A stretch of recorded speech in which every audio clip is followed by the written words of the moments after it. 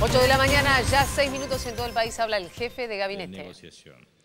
En este sentido, creo que es muy importante el respaldo de la comunidad internacional, la nota que será dirigida precisamente por este grupo de países miembros, tanto al sistema judicial de Estados Unidos como al gobierno de los Estados Unidos respecto a las implicancias globales y sistémicas de estas decisiones. Nosotros estamos observando el apoyo cada vez más claro, contundente y extendido de la posición argentina. Lo hemos observado no solamente con los países que tenemos cercanía, esto es Mercosur, UNASUR, sino también con este núcleo de países, que son 133 países de la comunidad internacional. Recordemos que el sistema de Naciones Unidas tiene 193 países, por lo tanto, esto tiene una plataforma extraordinariamente importante de apoyo en vistas a futuras decisiones del organismo, o sea, de la Asamblea de las Naciones Unidas. Y también nos parece muy relevante la opinión de artículos en diarios y revistas especializadas, desde el Financial Times hasta The New York Times, por citar algunos artículos de especialistas que precisamente responden a otras corrientes de pensamiento y que advierten desde caracterizaciones como fallo de carácter extorsivo hasta lo que significan las consecuencias y las implicancias sistémicas de estas decisiones. A su vez, nos parece muy importante por lo menos hacer un resumen a esta altura de las circunstancias. Primero, Argentina siempre ha advertido que este gobierno, por el principio de continuidad jurídica del Estado, está cancelando de manera regular servicios de capital e interés de deuda originadas en gestiones anteriores. O sea, primero, está pagando deuda que no contrajo. Segundo, que durante su gestión ha habido una reducción de deuda externa neta equivalente a 33.000 millones de dólares, independientemente de la amortización a el Fondo Monetario Internacional en términos de cancelación anticipada.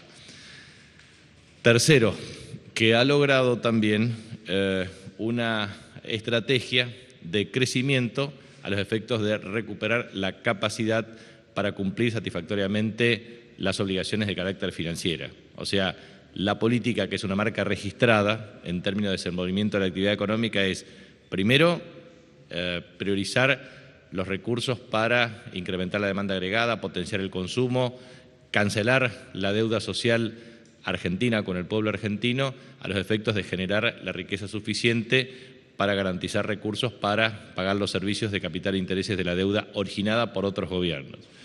A su vez, lo que nos parece muy importante es seguir manteniendo y clarificar la posición argentina. La posición argentina es, primero, propiciar condiciones de negociación justas, equitativas y legales para el 100% de los acreedores, para el 100% de los acreedores. Segundo, en virtud de que ha habido un consentimiento, un consenso después de largas negociaciones del 92,4%, plantear que el 1%, que constituye una ínfima minoría, pretende imponer a la mayoría a través de un fallo de un juez en Nueva York. Esto es, se advierte en condiciones de inequidad. Tercero, violación flagrante del principio de inmunidad soberana y también, por supuesto, de la interpretación de la cláusula de par y paso respecto a condiciones de igualdad de trato. Entonces, la razón asiste a la República Argentina, la razón tiene una consideración muy satisfactoria por parte de analistas, periodistas, economistas y miembros de distintas corrientes de opinión y o de pensamiento. Por ejemplo, del Council of Foreign Relations de Estados Unidos, a través de su revista especializada, también hay un artículo muy exhaustivo y un análisis meduloso de esta cuestión y sus implicancias sistémicas y globales. Por lo tanto, creo que es muy trascendente este hecho. Creemos nosotros que la República Argentina marca un sendero. Es necesario advertir que, así como ha habido una evolución desde el punto de vista de la consideración de las cláusulas de acción colectiva para los tenedores de bonos cuando se emiten títulos de deudas en procesos de reestructuración y también en la fijación de los prospectos correspondientes, lo importante y trascendente es lograr que el proceso de reestructuración de deuda soberana se ejecute en virtud del respeto a la soberanía de los países. Y esto no debe ser alterado por una ínfima minoría ni tampoco por acciones judiciales. Nos parece que eso es un dato que marca una impronta y un sendero en esta cuestión. Por eso creo que es muy trascendente el respaldo de G77 más China, de este grupo de 133 países y de lo que esto significa para el mundo y para el sistema financiero internacional desde el punto de vista de los procesos de reestructuración voluntaria de deuda. Segundo, UNICEF ha establecido que la asignación universal por hijo vale como un ejemplo de política social positiva. Esto es respecto al análisis que se ha hecho en España respecto a que 2,3 millones de niños están bajo las condiciones de nivel por debajo de pobreza y que la asignación universal por hijo constituye una herramienta muy importante, como lo ha demostrado en la República Argentina desde el punto de vista de su impacto en la estructura de la distribución del ingreso y también en la estrategia de inclusión social. También ayer los ministros de Planificación Julio De Vido y el secretario legal y técnico de la Presidencia Carlos Zanini han participado junto al gobernador Daniel Peralta en el lanzamiento del proceso de licitación pública de 2 zonas francas en Caleta Olivia y también en Río Gallegos. Esto es un hecho trascendente en virtud de las inversiones programadas tanto en las represas hidroeléctricas Zepernik-Kirchner, como así también el nivel de inversión en la producción de energía a partir efectivamente de Río Turbio o con la promoción de inversiones de carácter minero y también hidrocarburífera y obviamente con el desarrollo de obras de infraestructura. El esquema de licitación también constituye una plataforma para el desarrollo de carácter estructural de la provincia. El secretario Augusto Costa también ha identificado el incumplimiento de la resolución 90, dictada oportunamente para retrotraer precios al 7 de mayo por parte de laboratorios y obviamente frente a la detección de incumplimientos se aplicarán en forma inmediata las multas correspondientes. La Presidenta de la Nación ha explicado los alcances detallados de la variación de estos precios, el incremento sustancial desde el año 2002 a la fecha de medicamento en el consumo por habitante en la República Argentina y el impacto que esto tiene desde el punto de vista de la estructura de ingresos. Por lo tanto, su instrucción ha sido muy clara, tajante y contundente al secretario de Comercio para supervisar, fiscalizar adecuadamente la evolución de los precios del sector y aplicar las medidas coercitivas correspondientes. Y también debo destacar que en el transcurso de ayer se ha firmado el acuerdo con los ferroviarios desde el punto de vista salarial. Esto es importante en virtud de las negociaciones llevadas a cabo en el ámbito del Ministerio de Trabajo por parte del ministro Carlos Tomada, Noemí Rial y también Gerardo Otero, representante del Ministerio del Interior. Y esto implica un incremento desde el 1 de marzo del año 2014 al 28 de febrero del 2015, el 28%, más el pago diferencial respecto a las cuotas de marzo, abril y mayo de 2014 y las sumas fijas no remunerativas conjuntamente con un incremento de 5 pesos en el viático general diario. Esto es La negociación implica efectivamente la participación de la Asociación del Personal de Dirección de los Ferrocarriles Argentinos, de la Administración General de Puertos y Puertos Argentinos, la Fraternidad, Unión Ferroviaria, Asociación de Señaleros Ferroviarios Argentinos. Este es el acuerdo y forma parte de la agenda de negociaciones en paritaria, conjuntamente con docentes universitarios, que estaríamos en condiciones de suscribir el acuerdo en el transcurso de la semana próxima, para tratar prácticamente de cerrar la gran mayoría de los acuerdos salariales en el marco de la política de ingresos propiciada por el Gobierno Nacional en el sentido de paritarias libres en acuerdos entre empresarios y trabajadores, con la participación activa del Estado cuando se trata su condición de empleador. Sí, ministro Juan Zapiola, de Radio Pública de la Ciudad. Habida cuenta de estos apoyos que está recibiendo la Argentina, pareciera ser que esto se ha transformado ya en un problema político y no judicial. Teniendo en cuenta que se está litigando en los Estados Unidos, ¿ha habido algún contacto con el gobierno del presidente Obama? ¿Los va a ver? ¿Ha habido reservados, etcétera?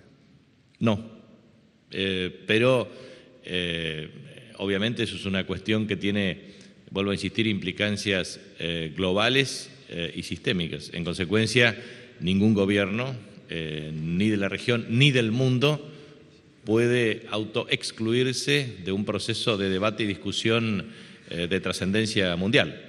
Por ejemplo, nosotros advertimos lo siguiente: entendemos que es absolutamente imprescindible diseñar, si no hay un organismo de reestructuración de carácter global, es por lo menos absolutamente imprescindible generar las condiciones respecto a cuál es el porcentaje que debería propiciar el acuerdo para el resto de los acreedores.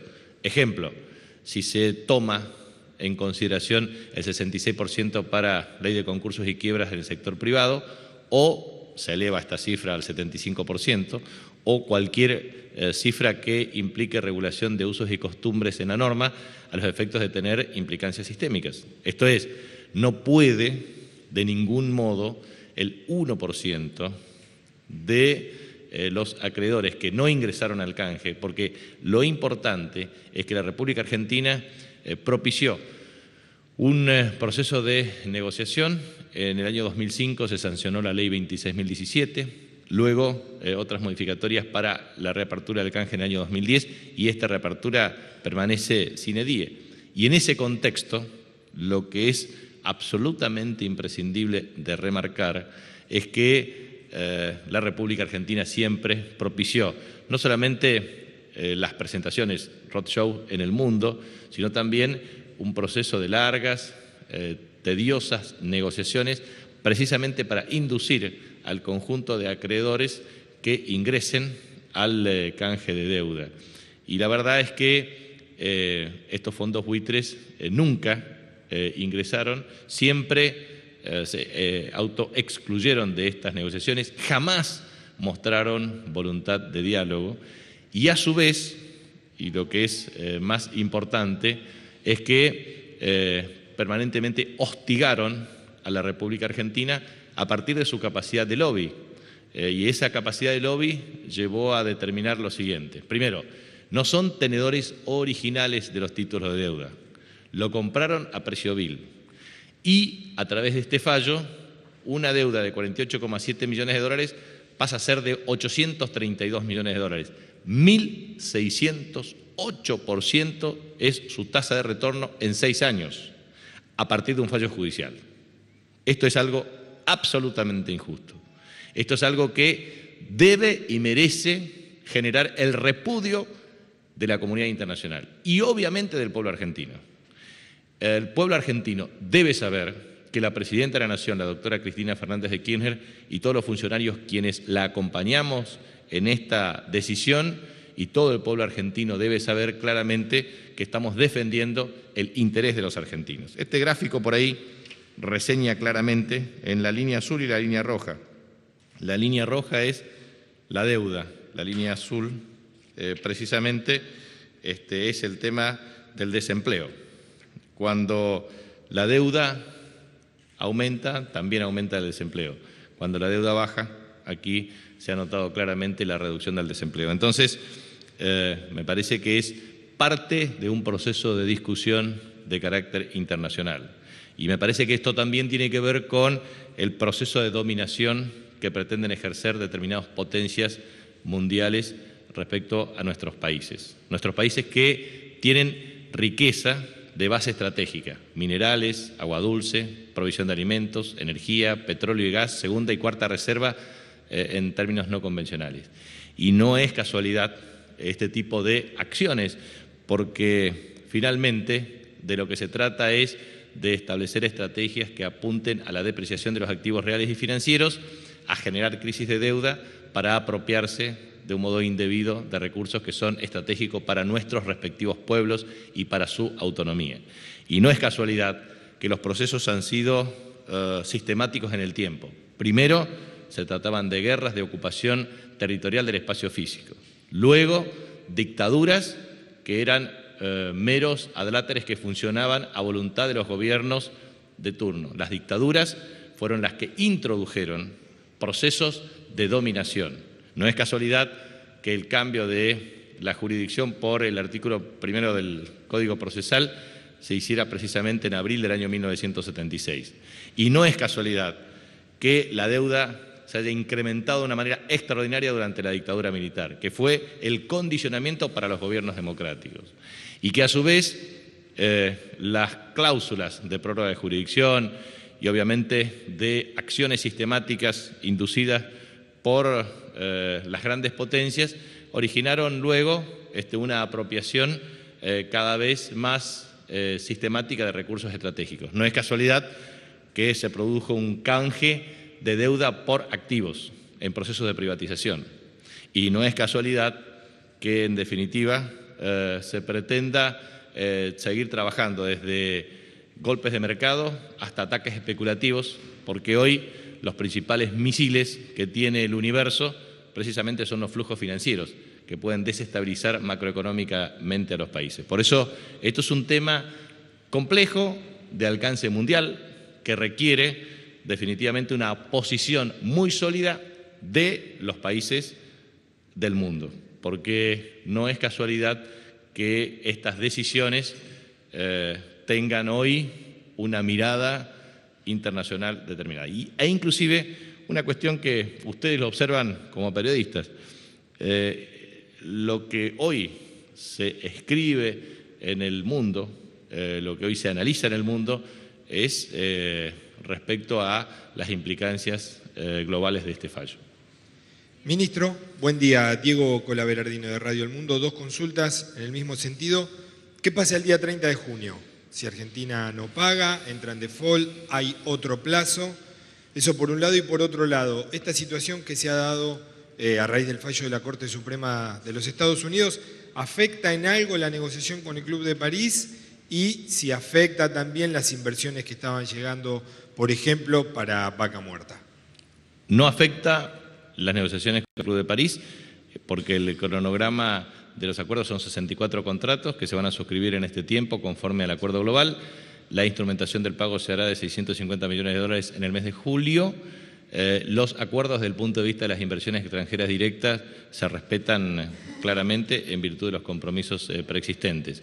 Y respecto a las decisiones, en el transcurso del día de hoy, seguramente el ministro de Economía, Axel Kicillof, informará pormenorizadamente respecto a esta cuestión. Pero la posición de la República Argentina es muy clara y contundente. Primero, pretende respetar la reestructuración de la deuda del 92,4%, cumplir clara y objetivamente sus compromisos, respetar el prospecto y la ley contractual que de ello deriva, y también hace mención claramente a exigir condiciones de negociación que permita un trato equitativo, razonable, justo y legal.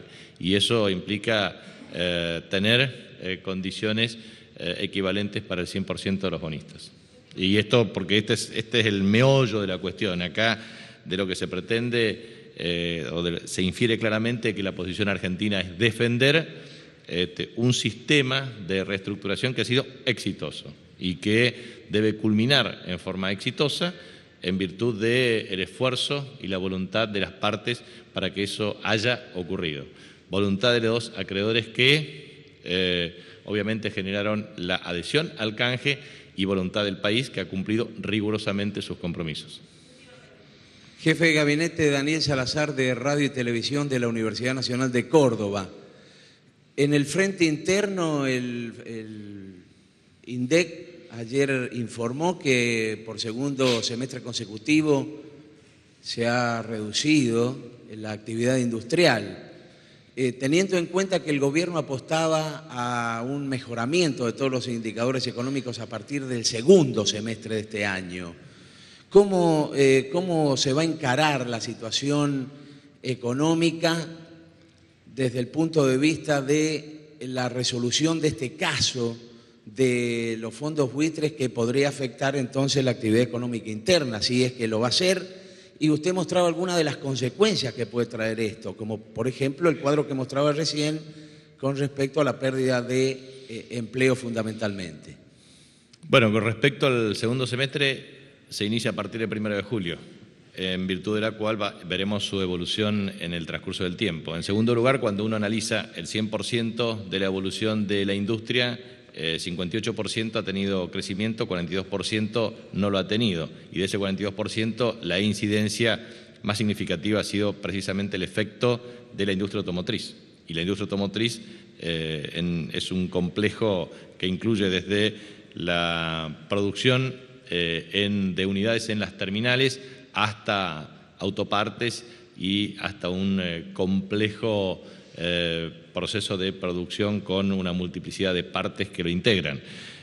Por eso nosotros observamos que no todos los sectores productivos han tenido el mismo comportamiento y del mismo modo que observamos que en virtud de demandas de carácter estacional hemos tenido un crecimiento de electrodomésticos, hemos tenido reducción desde el punto de vista de la caída en el caso de la industria automotriz, pero entendemos claramente que el paquete de estímulos, tanto del programa Procreauto, desde el punto de vista de líneas de financiamiento y las metas de producción y el acuerdo con la República Federativa de Brasil, generarán las condiciones para que en el segundo semestre implique una recuperación de la actividad. Y esa recuperación de la actividad seguramente, comparativamente con el primer semestre, será mejor. En segundo lugar, nosotros observamos que no solamente se dan en estos sectores, sino también es necesario observar el desenvolvimiento de la industria metalmecánica y también la evolución de la demanda, no solamente interna, sino también demanda externa. Todos los mecanismos se han puesto a disposición para que el segundo semestre tengamos una tendencia favorable. Nosotros observamos claramente que primero logramos estabilidad en el tipo de cambio. Segundo, estabilidad con tendencia declinante en la tasa de interés. Tercero, resultados fiscales que en virtud de la evolución positiva de la recaudación y la evolución de las erogaciones tienen un comportamiento razonablemente satisfactorio. Y aquí también, siempre desde el punto de vista del resultado fiscal, tanto primario como financiero, si uno excluye los subsidios derivados de la adquisición de combustible o, digamos, de energía, sobre todo para la producción de energía, uno tiene un resultado fiscal sólido y sustentable. Y por último, hemos logrado una política de ingresos, tanto en el índice de precios al consumidor, que es una tendencia declinante, y a su vez también una política salarial que ha permitido una recuperación del poder adquisitivo del salario. En consecuencia, si uno analiza las políticas activas impulsadas por el Gobierno en el primer semestre, podemos repetir la siguiente. Primero, el plan Progresar. El plan Progresar ya supera los 400.000 jóvenes que tendrán un acceso a una estrategia de inclusión. Segundo, la aplicación del 40% de incremento de la asignación universal por hijo, que implica una recuperación de o mejor dicho, un sostenimiento y potenciación de su poder adquisitivo para incrementar el consumo popular. Tercero, esta estrategia de negociación en el ámbito legislativo para incluir a más de 453.000 jubilados aproximadamente a través de la moratoria previsional, que implica también otra estrategia complementaria de inclusión social. Cuarto, el mejoramiento de las asignaciones familiares. Quinto, las negociaciones salariales que ya están en la etapa final y que han implicado un incremento en la percepción de la estructura de ingresos y obviamente una recuperación en el salario real. En el mes de agosto se hará, como siempre, a través del Consejo del Salario Mínimo Vital y Móvil, su actualización correspondiente. Y si uno observa esa tendencia desde el punto de vista de tendencia declinante en precios, mejoramiento en el poder adquisitivo del salario, una estrategia de potenciación de la inclusión social en términos de ingresos y la recuperación de las perspectivas de consumo creciente, entendemos claramente que se va a dar un impacto favorable en el crecimiento de la economía.